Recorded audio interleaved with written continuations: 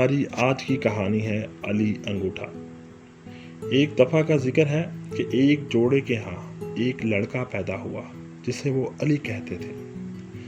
बच्चा अपने वालिदैन के लिए खिलाफ तवक्का था, क्योंकि जब वो पैदा हुआ तो वो अंगूठे से बड़ा नहीं था। माँ और बाप दोनों शुरू से बहुत परेशान थे, लेकिन फिर उन्होंने खुद सोचा यही हमारे लिए खुदा की देन है और एक दिन हमारा बेटा बड़ा मजबूत लड़का बनेगा।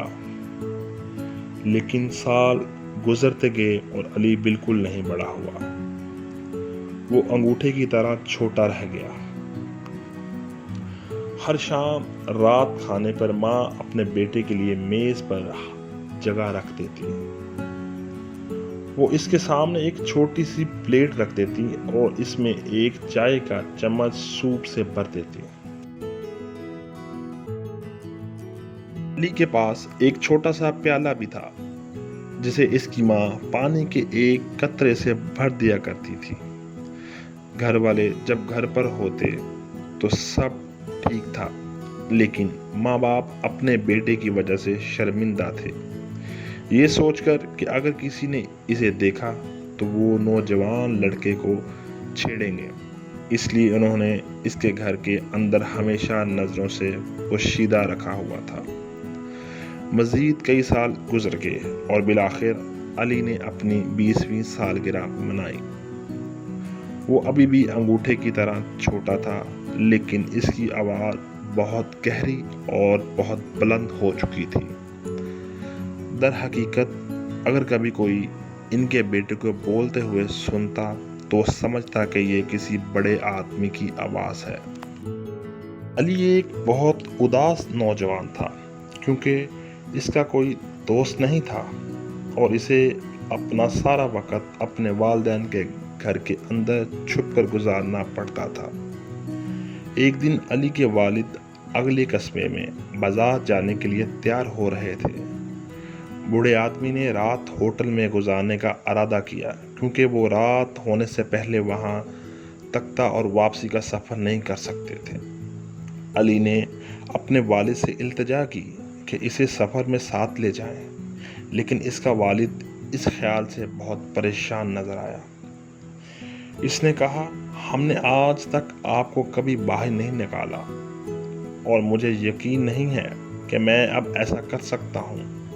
मैं आपकी हिफाजत कैसे कर सकता हूँ और आपको दूसरे लोगों से कैसे छुपा सकता हूँ?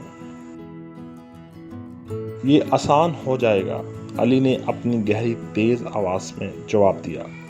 आप मुझे अपनी जेब में रख सकते हैं और कोई नहीं जान सकेगा कि मैं वहाँ हूँ। आप कपड़े में थोड़ा सा सुराख कर सकते हैं ताकि मैं सांस ले सकूँ और मैं देख सकूं कि क्या हो रहा है और दुनिया के तमाम नए नज़ारों से लुत्फ़ अंदोज़ हो सकूं। अली के वालिद ने महसूस किया कि अली घर से निकलने के ख्याल से कितना पुरजोश था। इस वजह से इसने अपने इकलौते बेटे को ना कहना नामुमकिन पाया। बूढ़े आदमी ने अपनी कमीज़ की जेब में एक बहुत छोटा सुराख किया और अली को अंदर चढ़ने में मदद की। माँ ने सफ़र के लिए थैले हवाले किए और दोनों को बोसा दिया और उनके लिए नए ख्वाहिशात का इजहार किया। फिर अली और इसके वालिद पड़ोसी शहर के बाज़ार की तरफ रवाना हुए। सारा दिन सफ़र करने के बाद अली और इसके वालिद सड़क के किनारे होटल पहुँचे। वालिद ने कहा, हम यहाँ रात के लिए एक कमरा हासिल कर लेंगे और कल हम घर वापस जाने से पहले सुबह सवेरे बाजार जाएंगे। मैं यकीन नहीं कर सकता कि मुझे होटल में ठहरना पड़ेगा, अली ने कहा। नौजवान बहुत पुरजोश था, क्योंकि इसने अपने सफ़र में बहुत कुछ देखा था और अपने घर के अलावा कहीं नहीं सोया था। अली के वालिद ने एक कमरे के लिए अदायगी की और रात के खाने की तैयारी के लिए अपना बैग सीढ़ियों से ऊपर ले गए। बूढ़े आदमी के सामान खोलने और नहाने के बाद और अली को अभी तक अपनी जेब में छुपाकर वो इस उम्मीद के साथ खाने के कमरे में चला गया कि शायद वो अपने छोटे बेटे के लिए बहुत कुछ खाने का सामान ले आए। फिर कुछ बहुत गैर मुतवक्का हुआ।